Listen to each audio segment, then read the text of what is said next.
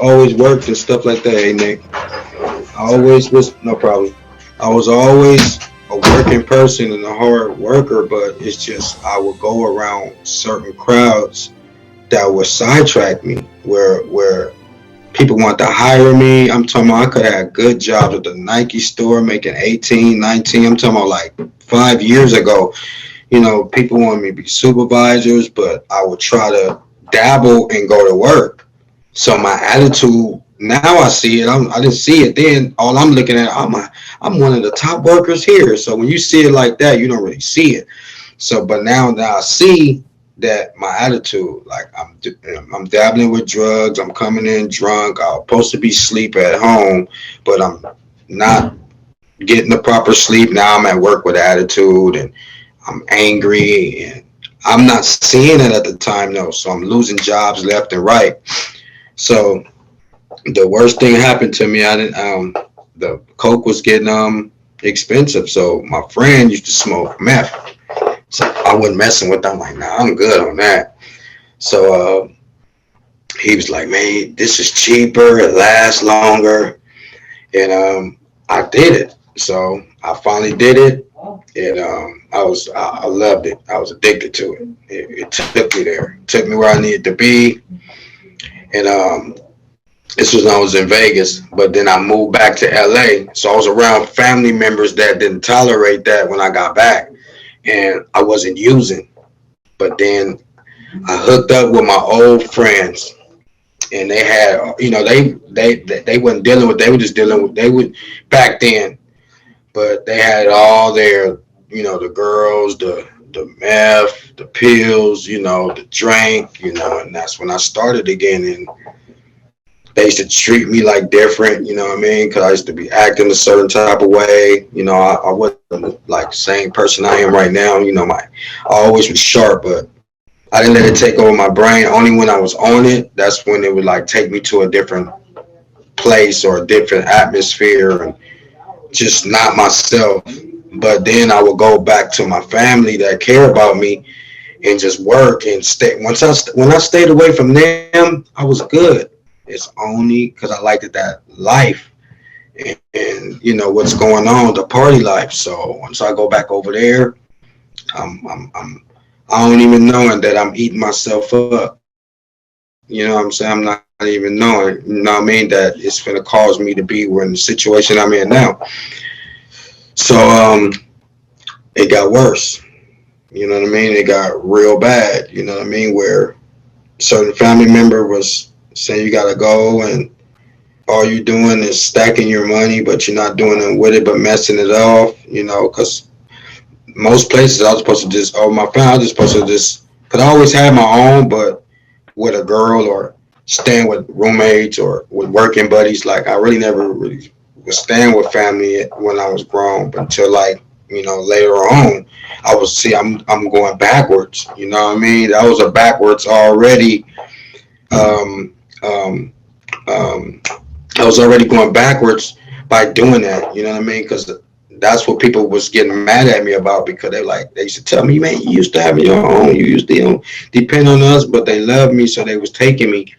But as I got worse and worse and taking it for granted, that's when God and start stripping everything away. You know what I mean? I was losing jobs because I was being high, not getting rest.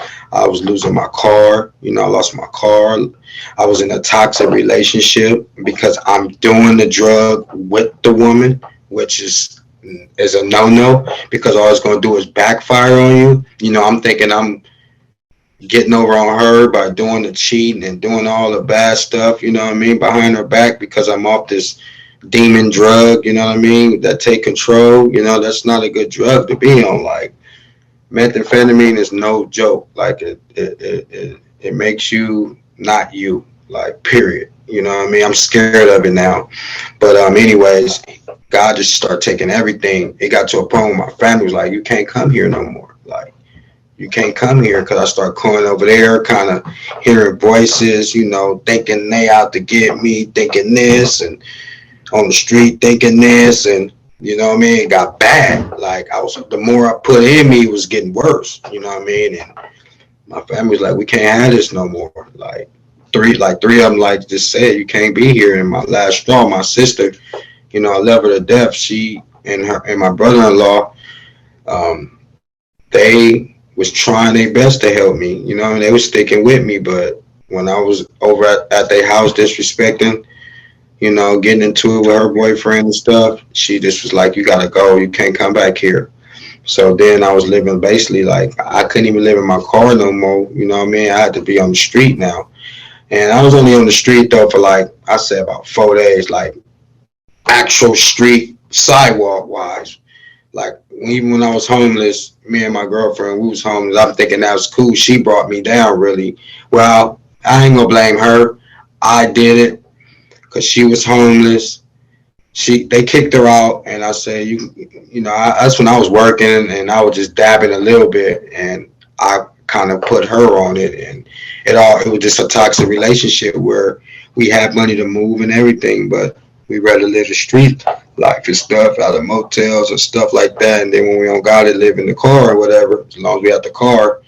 But God started taking all that, all the resources, then even made her turn on me, and that's when I was just even I was going to my family house, they wouldn't let me in and take a shower or nothing. They didn't like the way I looked. My mama used to tell me, "Boy, look in the mirror. Look in it." She used to say, "Look in the effing mirror, though, because look at you. I didn't look nothing like this. You know what I mean? I got my size back. I work out and stuff now. I'm eating right. I'm on a little diet. I got just different goals. But anyway, it took me rock bottom. What brought me here? I was on the street fight like 2 or 3 days. No, 3 or 4 days. I was like, I can't do this. I was like, because I never experienced being like rock bottom like that ever in my life. Never like not rock bottom like that.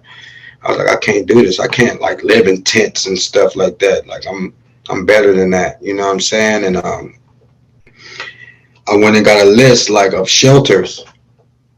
And I didn't know nothing about the Long Beach mission because I'm from Los Angeles. So, I don't know nothing about Long Beach. But my goal was already like, I don't want to go to no shelters in LA. I heard about them. Like, I heard about them. They no good for you. It's hard to get changed there. So, I never been to them, but I just word of mouth. But I was gonna go to one because I didn't really have no option. And then I don't know, God's grace, I ain't seen this man for like 3 years, and he was sitting on the bench. I'm like, hey, Freedom, how you doing? His name was Freedom. I never forget. And he was telling me what he went through. He just went through a little shelter stuff, but he ended up getting a place. I think they hooked him up with housing or whatever. And I showed him the list, and him and his girlfriend was like, "Oh no, you don't want to go to none of those." He's like, "I tell you what, go to such and such at the LAC hospital because they give you resources of shelters and stuff like that." He told me to ask for a certain lady. I forgot her name, and I went and asked for her, but she wasn't there. So some black lady came out. She gave me a new list. It was the same stuff, but at the last one was the Long Beach Rescue Mission, and I was like, you know what? That's where I'm going. Like God just said, get on, and I get on that train and go there. So this when the COVID thing was going on. So thank God when I went to a hospital because I forgot to tell y'all this part. I tried to go to a hospital and play crazy, cause to get off the street, but it only worked for a couple of days and they wasn't having it. They seen that I was sane. So and but they took my COVID test. God was working like I'm not even knowing that you need a COVID test to even get in here, and they took a COVID test. So when I come here, I'm thinking I'm finna just sell up in here. They're like, no, you need a COVID test and you need a I forgot the other thing that's called a TB shot. You need a TB and you need a COVID. So I was like, I don't have it. They were like, well, you need that to get here. So I had to leave. I couldn't be there. I had to spend the night on the street one more day. If I woke up early in the morning, I wasn't doing. I wasn't just sleeping all on the sidewalk like anywhere. I go hide because my integrity and my dignity was like embarrassing. So